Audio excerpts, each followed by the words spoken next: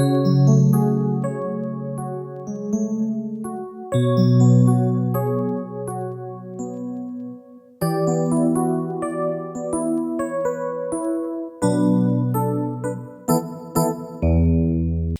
dans le Seigneur, bonjour. Aujourd'hui, nous allons nous exhorter sur le bonheur.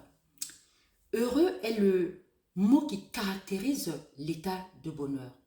Nous cherchons tous le bonheur et nous faisons de notre mieux pour le trouver, quitte même à prendre des risques insensés pour le trouver. Mais que nous dit la parole de Dieu sur la notion de bonheur selon Dieu? Nous allons donc le lire dans le psaume 1, versets 1 à 2. Ce psaume nous dit « Heureux l'homme qui ne marche pas selon le conseil des méchants, qui ne s'arrête pas sur la voie des pécheurs et qui ne s'assied pas en compagnie des moqueurs, mais qui trouve son plaisir dans la loi de l'Éternel et qui la médite jour et nuit. » En fait, dans ce psaume, deux exigences nous sont données par rapport à Dieu, en tout cas, pour être heureux. La première exigence, c'est la séparation avec le mal, se séparer du mal. Et par rapport à cette séparation, trois actions sont décrites pour nous le signifier. Donc à savoir, ne pas marcher, ne pas s'arrêter, ne pas s'asseoir. Cet homme, pour être heureux, doit se séparer d'eux. Cet homme, pour être heureux, ne doit pas fréquenter les mauvaises voies. Je dirais même, ne doit pas fréquenter les mauvaises personnes. Et en fait, quand on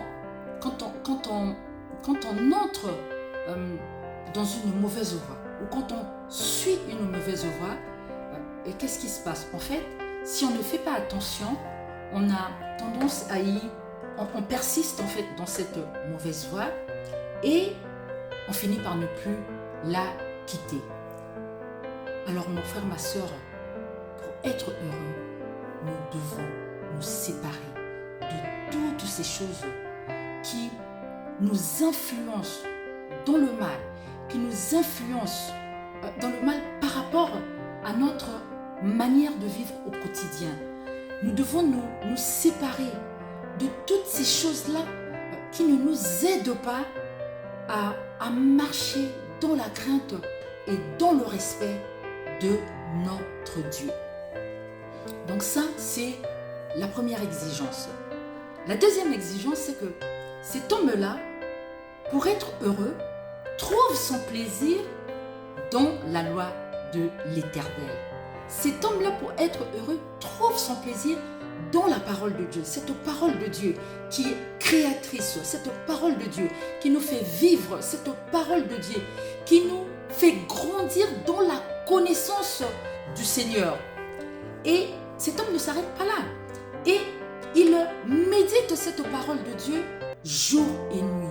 C'est-à-dire qu'il réfléchit sur la parole de Dieu. Il réfléchit sur le sens. Il veut comprendre ce que Dieu est en train de dire.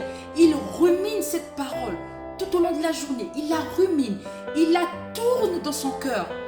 Et par la suite, cette parole, effectivement, va œuvrer dans le cœur pour pouvoir nous transformer.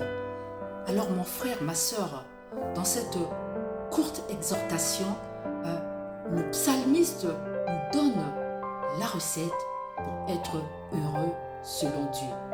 Soyons comme Esdras qui avait appliqué son cœur à étudier et à mettre en pratique la parole de Dieu.